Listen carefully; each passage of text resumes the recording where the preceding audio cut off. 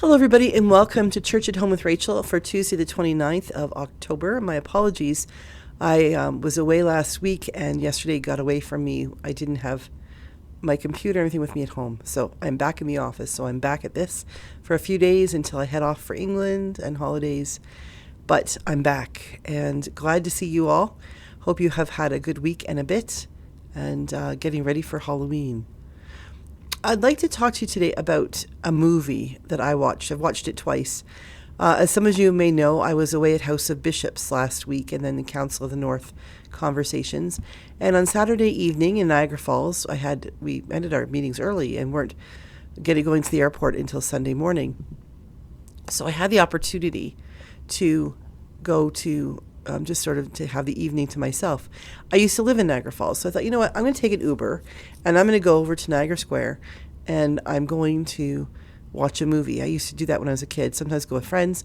Sometimes I didn't have a lot of friends, and I was kind of a loner, which is totally okay. There's nothing wrong with that.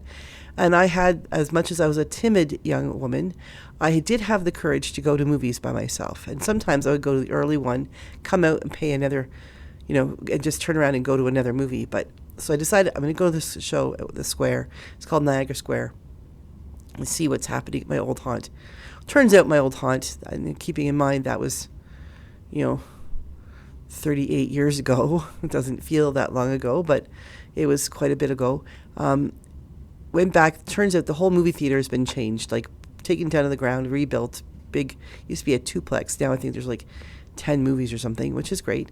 But I went to see a movie called Conclave with Ralph Fiennes and John Lithgow and Stanley Tucci and a woman whose name I can never remember, but she is an incredible actress. Isabella Rossini, I think, or something like that. I think she's an Italian actress. I haven't seen her in many years.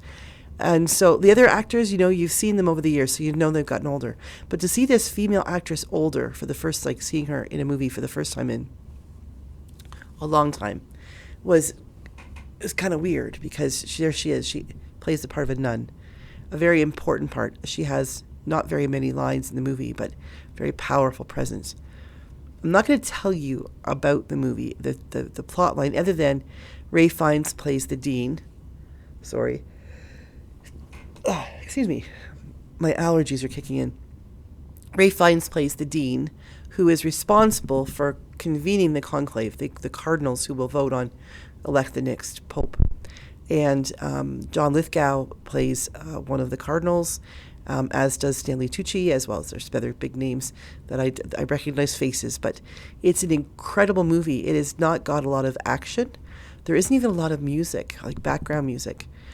There's several scenes. One's inside the room in which the conclave gathers, and then outside the building. There's a very cool little pond with these turtles that are very important to the movie. There's a couple of scenes where they're on a bus, and in the kitchen, and in the mess where they eat, and the rooms where they all live. That's about it. It's not a movie that has a lot of action to it.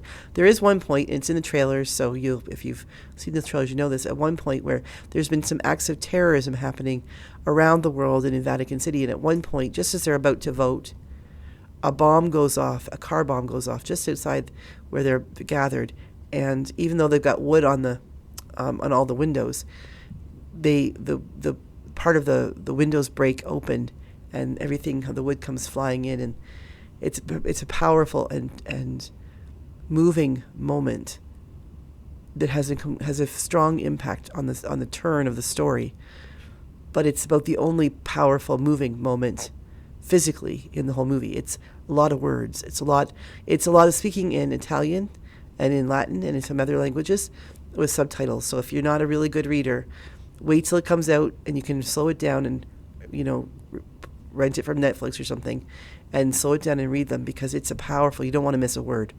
Anyway, really good movie. In the movie, after the bomb has gone off and the cardinals are gathered in a safe place and they're talking about what has happened, one of the cardinals stands up and has a speech in which he says they've been talking about what the church should do and shouldn't do and how the church should be responding to the world. And he stands up and he says, among other things, he says something really quite profound. The church is what we do next.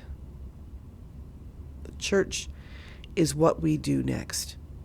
There's a subplot as well about faith and the recognition that sometimes people do indeed have moments or seasons of doubt in their lives, including faithful, holy men in this case. And the recognition that people can have doubts about God, but also that the leaders of the church can have doubts about the church, fully believing and holding on to this idea that the faith in God, but that recognition that sometimes the institution in which we worship God, the institution in which we work for God, can cause us pause. And this whole idea that the church may be something that some people have seasons of doubt about. And it really struck me that the church is what we do next. Because you see, I just spent a whole week before watching that movie. I spent from Monday to Friday with the bishops, the Anglican bishops of the Anglican Church of Canada, talking about the church, talking about where God is calling the church to go, who God is calling to lead the church. In the Anglican Church of Canada, we are coming up at our General Synod at the end of June in London, Ontario. We are looking ahead to the election of our primate. Now, for those of you who are watching, if you ever read it, it's spelled Primate. It looks like the word primate, like an ape. It is not pronounced that way. It's primate, almost like UT, primate. Our primate is by definition, I think, a primate because we are all evolved from. But our primate we don't refer to our primate as a primate. So we have been without a full primate since I think the end of September, middle of September, when our Archbishop Linda Nichols retired. Archbishop of Metropolitan of Ontario and Bishop of Algoma, and she is also the Bishop of Moosonee. She is currently our acting primate and doing a phenomenal job. She is a gift to the church, and my understanding is she doesn't wish to be elected primate, and I think that's a shame. She has a wisdom and a gentleness and a pastoral sense, as well as the ability to lead that a primate needs. So the thing is, come the spring, the House of Bishops will gather, and we will create a slate of names that will go to General Synod. So among us, we will nominate, and we won't elect, we will nominate 3 to 5 bishops from the House of Bishops who we believe as a group have the gifts and skills and the potential call by the Holy Spirit to become the next primate of the Anglican Church of Canada. The primate has very little leadership authority over each bishop because I think I've talked about this before, each diocese is, no one can overturn me in this diocese of Brandon. The General Synod is the national gathering that determines how the national church works. And they make recommendations, and we do have votes, and we talk about doctrine and worship at General Synod and make decisions there. But the primate is not one who can say, like a CEO of the whole national church, this is what we're going to do, and then every diocese has to do it. The primate gathers people together as the first among equals and leads us in prayer, leads us in learning, convenes and chairs our meetings. And then together, we gather as a General Synod with lay people and clergy. We make decisions, and then we go home and we implement them when it's in agreement with what we do. But mostly, I have not been to General Synod, so I might be talking through my hat. Mostly, I think what we're called to do is more about discerning and working together and building relationships with Canadians across the country, but also around the world, in the Anglican Communion worldwide. And the primate is our person, she or he will be the person who is our representative at international gatherings, who will speak when the church is asked by the news or politicians, what does the church say to the world? The primate is the one who speaks on behalf of the Anglican Church of Canada. So we need to elect someone who is faithful, someone who can do that job, someone who has the resources to be able to do that job. When I say resources, I'm not talking about finances and things like that. There is very much a sense of we will prevail because if we follow God's will. We'll have what we need if we are doing what God asks. The resources I'm talking about are more the resources of the ability to think, the ability to discern, having the sense of, if you have a family, that they're behind you and supporting you. If you don't have a family, that you have good resource network of people who can encourage you and tell you off if need be, and do all of those things, because it can become a very lonely job. And you're traveling quite a bit, which means you're on your own and moving around, and you really need to work with other people. So the Primate, it's a big job, and we will gather in early April, end of March, early April, as bishops to determine which 3 to 5 names of bishops will go on to General Synod. And then the House of Bishops does not vote. The House of Bishops will go off to a sequestered place where we're not aware what's going on. We can't have influence. We can't, call up other people or our delegates from our diocese and say, who vote for this person. The idea is the House of Bishops offers their wisdom in providing the slate of names of those bishops that we think these might be the 3 to 5 people that the Holy Spirit is calling to do this work. And then we count on the Holy Spirit to move in the House of Clergy and the House of the Laity, the lay people, to make that decision. And then we have a new primate.